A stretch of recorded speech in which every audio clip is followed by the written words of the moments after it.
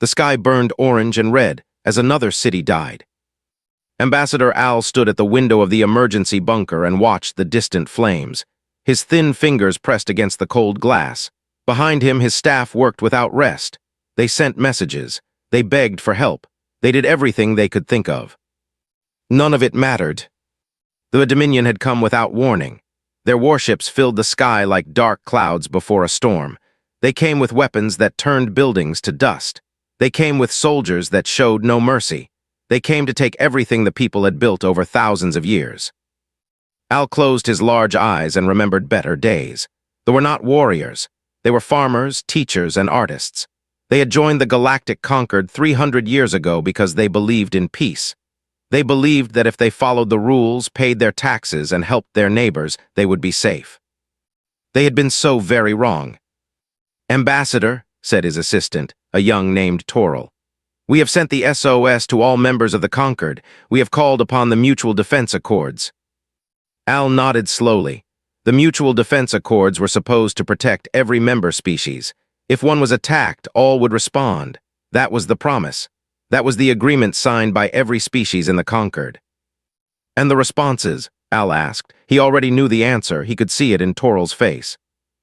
"The Assembly sends their deep concern. They say they cannot help because of problems in their own territory." Toril's voice was flat. "The Consortium offers thoughts of solidarity. They say their fleets are needed elsewhere." "The sovereignty." "They have not responded at all." Al turned back to the window. In the distance, he could see bright flashes of light. Each flash meant another neighborhood destroyed. Each flash meant more of his people dying. "What about the others, anyone?" Toril shook his head. "They all say the same things. They express sympathy. They promise to discuss the matter at the next council meeting. But no one is sending ships. No one is coming." Al felt something break inside him. It was not just sadness. It was the death of everything he had believed in. The Concord was supposed to be a family of species. They were supposed to protect each other. But now, when they needed them most, that family had turned away. "Why?" Al whispered. "Why will no one help us?" He knew the answer, of course. The Dominion was powerful. They had conquered 12 worlds. Their military was vast. Fighting them would be expensive. It would be dangerous. And they were small. They had no great resources. They had no strategic importance. They were simply not worth the trouble. The hours passed. More cities fell. The landing parties moved across the planet like a spreading disease. Reports came in of civilians being rounded up, of executions in the streets, of entire communities being burned to the ground. Al continued to send messages. He begged. He pleaded. He offered anything and everything his people had, but the galaxy remained silent. Then, late in the night, a new message arrived. Toril looked at his screen with confusion. "Ambassador, we have received a response. It is from the humans." Al felt a chill run through his body. The humans. Everyone in the galaxy knew about the humans. They came from a terrible world called Earth. It was a planet of extreme temperatures, deadly predators, and constant natural disasters. The gravity was crushing. The water was filled with monsters. Even the plants could kill you. The humans had only joined the Concord 50 years ago. They kept to themselves mostly. They smiled politely at diplomatic meetings. They traded fairly. They seemed almost normal if you did not look too closely. But there were stories, dark stories, stories about what humans did to their enemies. Stories about their wars, their violence, their absolute refusal to give up even when defeat was certain. The other species talked about humans the way children talked about monsters under the bed. "What do they say?" Al asked carefully. Toril read the message slowly. "Signal received, diplomatic solution in progress, stand by." Al stared at his assistant. "That is all." "That is all, Ambassador." Diplomatic solution. Al almost laughed. They were killing his people by the thousands, and the humans wanted to talk about diplomacy. "Even the will not help us," Al said quietly. "They are the same as everyone else." He walked back to the window. The fires had spread. He could see the glow of destruction reaching toward the horizon. Somewhere out there, families were running for their lives. Children were crying for their parents. Old ones were dying in the streets. And the galaxy watched and did nothing. Al had spent his entire life believing in the goodness of others. He had believed that civilization meant caring for the weak. He had believed that advanced species were better than primitive ones. Now he saw the truth. The galaxy was cold. The galaxy was cruel. And when you were small and weak, no one would save you. "Continue sending the SOS," Al ordered. He did not know why he bothered. Hope was dead. But he was the ambassador of his people. He would do his duty until the very end. "Yes, Ambassador." Toril returned to his work. The messages went out into the empty darkness of space, desperate cries for help that nobody wanted to hear. But far away, in a part of space that they had never visited, those messages were being received by ears that actually listened. In a dark room filled with screens and data, human intelligence officers gathered every word. They tracked every ship. They counted every weapon. They made lists and plans and preparations. And in an even darker room, far from any alien eyes, admirals in gray uniforms looked at maps of the system. They did not speak of diplomacy. They did not speak of concern or solidarity. They spoke of battle formations, weapon yields, and acceptable losses.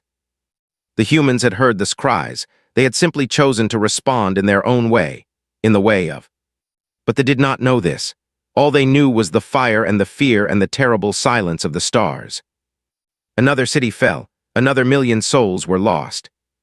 And still no one came. The diplomatic vessel moved slowly through a space. It was a small ship, painted white, carrying no weapons that anyone could see. The name on its side read TSC Olive Branch. Inside, Ambassador prepared for the most important meeting of her life. She stood before a mirror and checked her appearance one final time. Gray suit, neat hair, calm expression. She looked exactly like what she wanted Lua to see. A politician, a deal-maker, someone who cared only about profit and advantage. It was a lie, of course, but had learned long ago that the best lies were the ones you wore like a second skin. "Ambassador," said her assistant, a young officer named James, "thee is ready to receive you." Nodded and walked toward the meeting room. Her heart was beating fast, but her face showed nothing.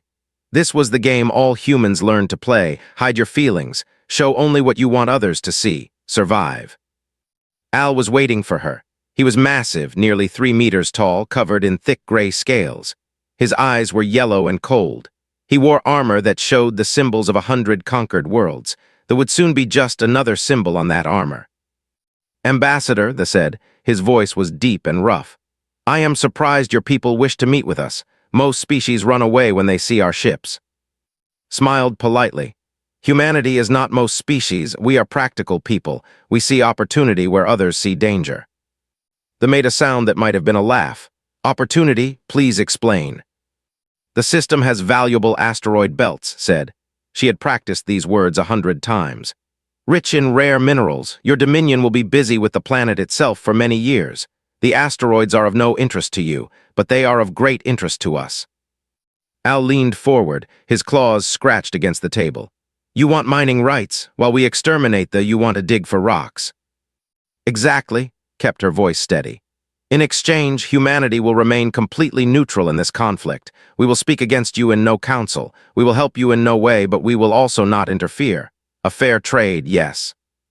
They studied her for a long moment, knew what he was thinking. He was trying to understand humans, trying to see if this was a trick, but everything he saw confirmed what he wanted to believe. The humans were like everyone else. Cold, selfish, interested only in what they could get. "You are learning," Al said finally. "When you first came to the galaxy, I thought you might be trouble, but you are becoming civilized. We are survivors. Survivors do what they must." They shook hands, or rather Al's massive claw wrapped around small hand in a gesture of agreement. The deal was made. Returned to her ship with a smile on her face. But once she was safely inside, once the doors were closed and they could not see her, the smile disappeared. In its place was something hard and cold, something very human. "Did they believe it?" James asked. Every word. Walked quickly to a hidden room in the back of the ship. "Contact command, the door is open."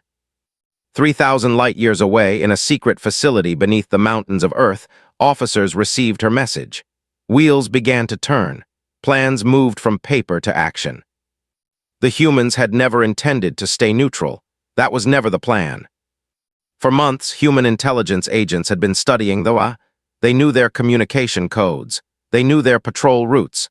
They knew the location of every ship and every base. Humanity had been watching and waiting and preparing. Now it was time to act. Small ships painted to look like trading vessels slipped through a space. They carried weapons hidden beneath fake cargo. Guns, explosives, communication devices. Everything a resistance movement needed. In the ruins of bombed cities, survivors received these gifts. Human advisors came with them. Men and women who called themselves aid workers and doctors, but they knew things that doctors did not usually know. They knew how to build bombs. They knew how to plan ambushes. They knew how to turn peaceful farmers into soldiers. You can fight back, the humans told the. They are not as strong as they seem. Hit them and run, make them bleed. Make this occupation cost more than it is worth. At first they were afraid. They had never been warriors. They did not know how to fight. But the humans were patient teachers, and they had lost everything. Their cities, their families, their hope. Anger is a powerful fuel. Hate is an even better one. The first attacks were small. A patrol ambushed here. A supply depot destroyed there. They barely noticed. But the attacks grew. More weapons arrived. More joined the resistance. Soon the occupation was bleeding. Al noticed the change. His forces were taking losses, not many, but enough to be annoying. He wondered where they were getting their weapons. He wondered who was training them, but he never suspected the humans. Why would he? They had made a deal. They were digging for rocks in the asteroid belt. They were civilized now. 3 months passed. The resistance grew stronger every day, though it grew more frustrated. Watched from a distance and allowed herself to feel hope. This was working. The occupation was becoming too expensive. Soon they would decide that they were not worth the trouble. They would leave. The humans would never have to fire a single shot. It was a good plan, a smart plan, a plan that kept human hands clean and human soldiers safe. But plans are fragile things. They break so easily. On a cold morning, intelligence officers captured a resistance fighter. They tortured him for 3 days. He was brave. He held out longer than anyone could expect. But in the end, every person breaks. He told them about the weapons. He told them about the humans. Al listened to the report with growing rage. They had tricked him. They had shaken his hand and lied to his face. They had made him look like a fool. He would make them pay, but first he would make the pay. Find every weapon cache, he ordered, and for each one you find, execute 1,000 civilians. The killing began that very night. And far away received word of what was happening. She read the reports. She saw the numbers. And she realized that her clever plan had just gotten 40,000 innocent people killed. The game had changed. Everything was about to change with it. The reports came in through the night. Each one was worse than the last. Sat alone in her quarters, reading the numbers on her screen. 40,000 dead in the first wave of executions. Public killings in every major city. Families dragged from their homes and shot in the streets. Children killed alongside their parents. She had done this. Her plan had done this. The logic had seemed so perfect. Arm the resistance, make the occupation costly, force them to leave, no human ships needed, no human lives risked, clean and simple. But war is never clean, and it is never simple. A message arrived from Earth, opened it with shaking hands. It was from the intelligence director himself. Situation has changed. They has announced something called the Final Pacification Protocol. We need you to confirm what this means. Already knew. She had read the intercepts. She had seen the orders, but she searched for more information anyway, hoping she was wrong, hoping there was some mistake. There was no mistake. The Final Pacification Protocol was exactly what it sounded like. They were done playing games. They would not simply occupy they would empty it. Every city would be destroyed. Every town would be burned. Every who still breathed would be hunted down and killed. They planned to finish within one cycle, 30 days by human counting. Ran the numbers. The population was 4.2 billion. To kill that many people in 30 days would require industrial-scale murder, death camps, mass graves, the kind of horror that humans knew too well from their own dark history. She sent her report to Earth with a simple question attached. What are our orders? For hours there was no response. Imagine the debates happening in the halls of power. The politicians arguing about risks and costs, the generals calculating how many ships they would need, the economists warning about the expense. She understood these considerations. She had made the same calculations herself when designing the covert plan. How much is one life worth? How much is 1,000,000 lives worth? At what point does helping others become too expensive? These were the questions that civilized species asked. These were the questions that kept the galaxy in its careful balance of power. Everyone calculated. Everyone weighed costs against benefits. And in the end, everyone usually decided that someone else's problem was not worth their trouble. Stared at the ceiling of her quarters and wondered if humanity would make the same choice. Then the response came. It was not from the intelligence director. It was not from the diplomatic corps. It was marked with the seal of the United Terran Council itself, the highest authority humanity had. The message was 4 words long. Don't watch genocide. Read those words again and again. Something tight in her chest began to loosen. Something that might have been shame started to fade. She had tried the clever way, the safe way, the civilized way, and it had failed. Now they would try the human way. She immediately sent orders to all human personnel in a space. Every agent, every advisor, every person wearing the uniform of Earth. Get out now. Move fast. The situation is about to change. Then she requested a final meeting with Al. He agreed. He was curious, perhaps, about what the humans wanted now. Or maybe he just wanted to gloat about how thoroughly he had caught them in their lies. They met in the same room as before. The same table, the same cold lighting, but everything was different now. The masks were coming off. Ambassador, Al said, his voice dripped with contempt. I am surprised you had the courage to face me after what you have done. What I have done, kept her voice calm. You are the one killing civilians by the thousands. Because of your interference, because you armed our enemies, because you lied to me. Yes, said simply. I lied because your invasion was wrong. I lied because my government believed we could stop you without open war. That was our mistake. Al leaned forward, his yellow eyes gleaming. And now, have you come to apologize, to beg for mercy? It is too late for that. No, I have come to deliver a message, stood up slowly. All human personnel are leaving a space immediately. Our agreement is ended. Our diplomatic relationship is over. The laughed, it was an ugly sound. You think that frightens me? You are nothing. Your species is nothing. A small people from a harsh world who think they are special because they survived their own planet. The galaxy has seen 1,000 species like you. Most of them are extinct now. Smiled, it was not a polite smile anymore. It was the smile of someone who knew something terrible was coming.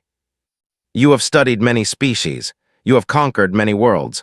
But I do not think you have ever truly studied humans. What is there to study? You are weak. You are few. Your technology is primitive.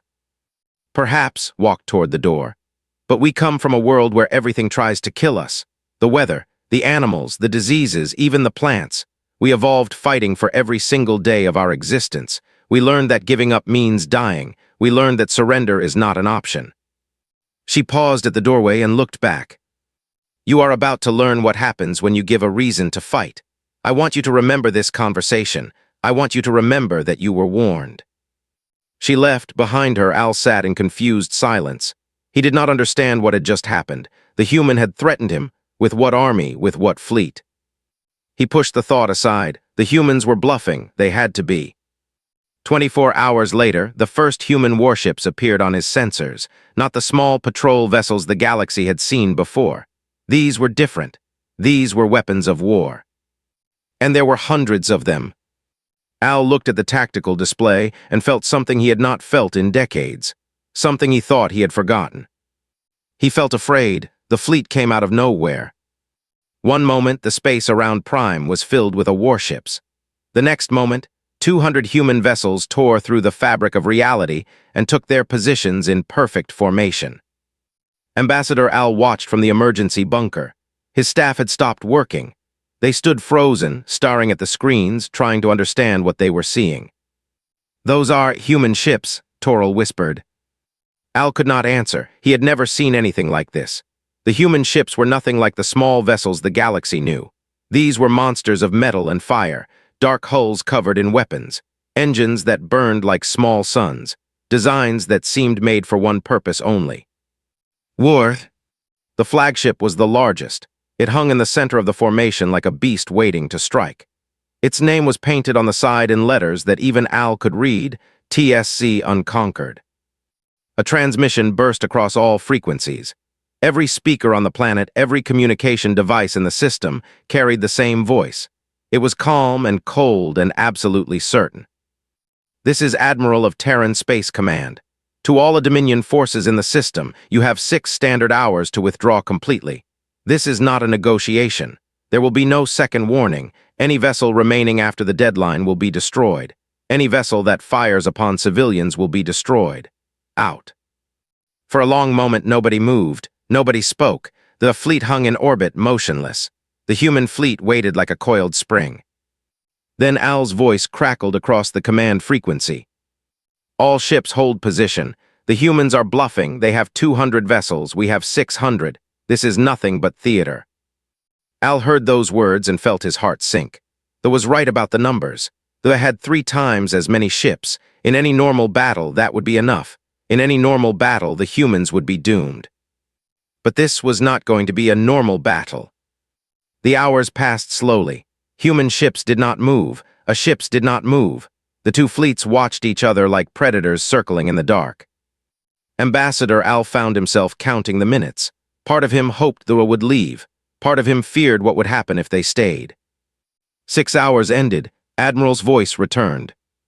Deadline passed. All human ships weapons free. Show them what are made of. The universe exploded. Human ships surged forward like a wave of fury. They did not fight like other species. They did not keep their distance. They did not circle and probe for weaknesses. They charged directly into the heart of the formation, guns blazing, missiles flying, shields screaming. The first cruiser died before its crew understood what was happening.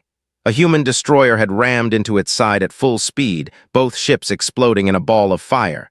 The human crew knew they would die. They did it anyway. This was how fought, not with careful calculation, not with safe tactics. They fought with the fury of a species that had spent millions of years clawing survival from a hostile world.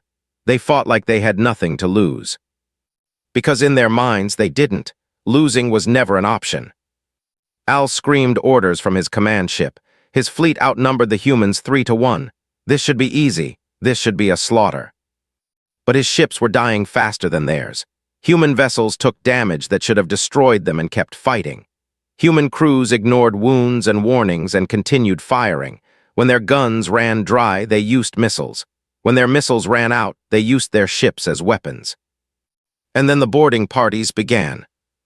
Human Marines in armored suits launched themselves across the void between ships. They cut through hulls with breaching charges and poured inside. They were larger. They were stronger. But the humans fought with something they did not understand. They fought with absolute commitment. They fought knowing they might die and accepting it. They fought because there were billions of counting on them, and giving up was not something humans knew how to do. On the surface of Prime, the population watched the battle light up their sky. They saw explosions brighter than stars. They saw ships falling like meteors. They saw the occupation forces suddenly receive orders to evacuate. The soldiers who had been killing them for months were running away. And in their place, human were landing. Medics with gentle hands and soldiers with ready weapons, who had come to help. In orbit, the battle raged for 11 hours. 11 hours of fire and death and destruction. They had numbers. The humans had something stronger. They had will. By the 8th hour, Al's command ship was burning. By the 10th hour, half the Dominion fleet was debris. By the 11th hour, the remaining ships broke formation and fled into the darkness of space. They ran. The conquerors of 12 worlds, the terror of the galaxy, ran from the Admiral stood on the bridge of the unconquered and watched them go. His uniform was stained with smoke. His face was tired. Around him, his crew was injured and exhausted. They had lost 62 ships. Thousands of humans had died. "Sir," his first officer said, "should we pursue?" Shook his head slowly.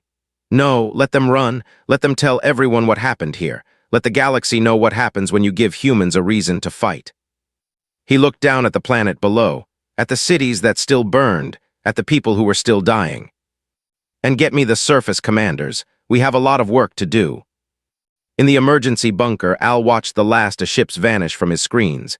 He was crying. His whole staff was crying. They were tears of relief and joy and something else, something that felt like wonder. The humans had come. When everyone else turned away, when the galaxy offered nothing but empty words, they had come. They had bled and died for a species they barely knew. They had fought against impossible odds and won. A human officer appeared on Al's screen. Young face, tired eyes, kind smile. Ambassador Al, I'm Lieutenant Commander Sarah Park, Humanitarian Operations. We're deploying medical teams to your major population centers. What do you need most urgently? Al opened his mouth to answer, but no words came.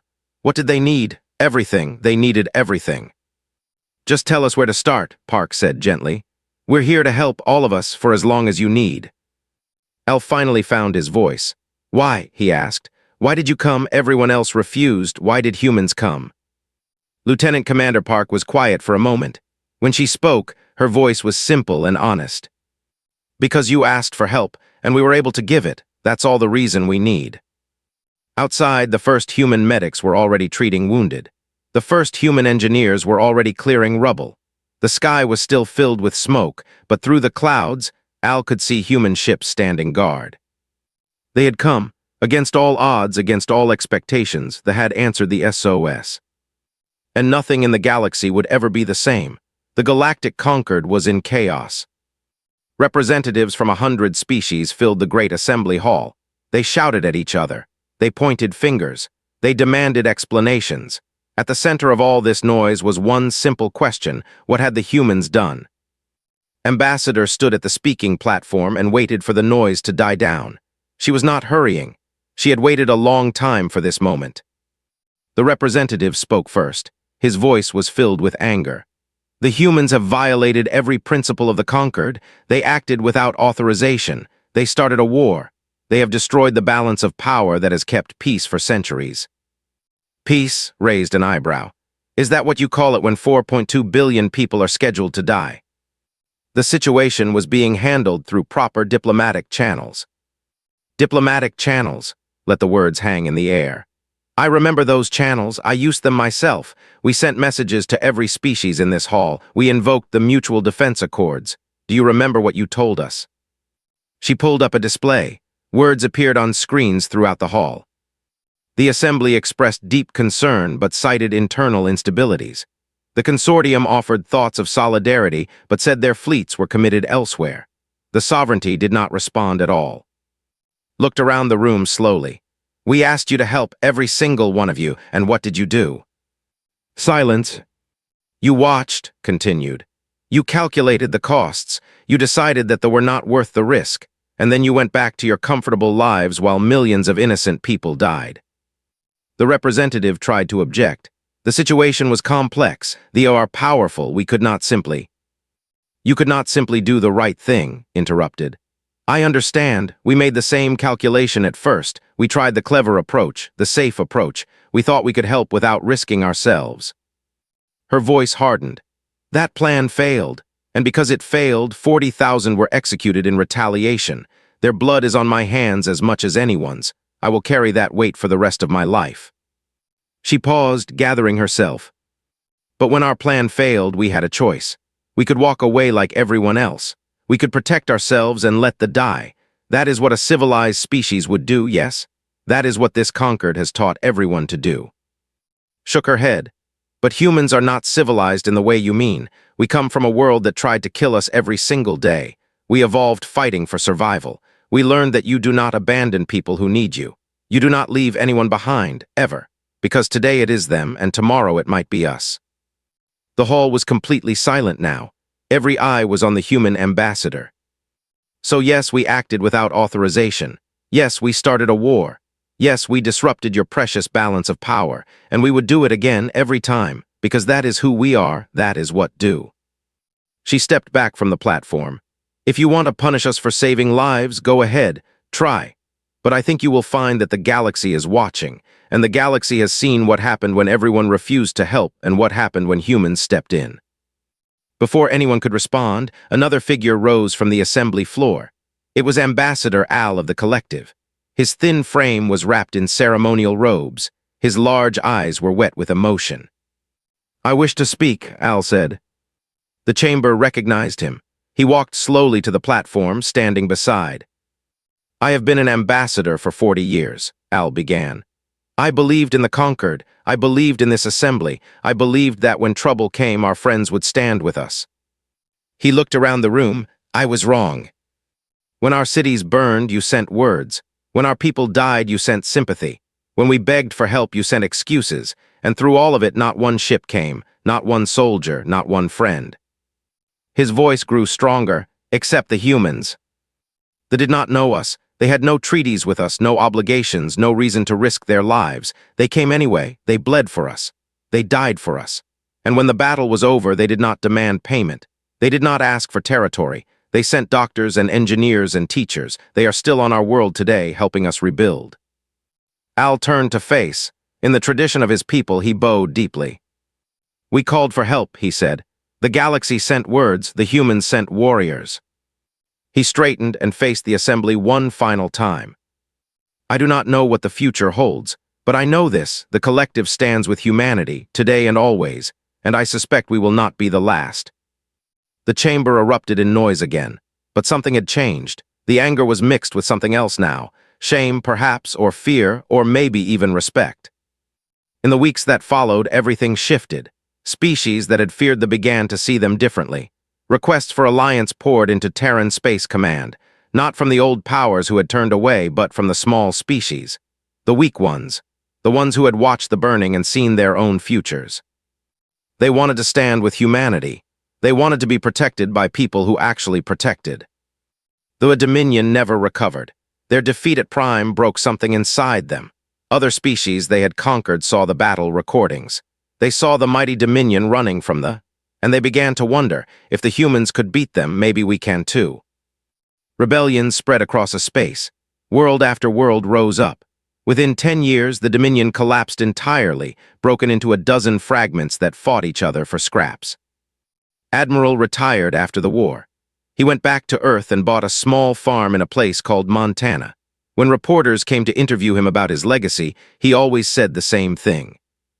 We are not heroes, we are just humans. We do what we have to do. We protect the people who need protecting. We fight the fights that need fighting.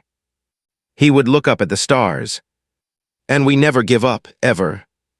In the capital city that humans had helped rebuild, they built a monument. It stood in the center of the main square where everyone could see it. It showed a human Marine standing shoulder to shoulder with a civilian, both looking up at the sky. The inscription was simple. It was written in both and English. They came when no one else would. Every year on the anniversary of the battle, humans gathered at that monument. They lit candles for the dead. They told stories of the dark days. They reminded each other of what had happened when hope seemed lost. And they remembered the lesson that the galaxy had learned, the most important lesson of all. When you are small and weak, the universe can be a cold and cruel place. The strong will ignore your cries. The powerful will calculate their interests. Alliances built on convenience will crumble when tested.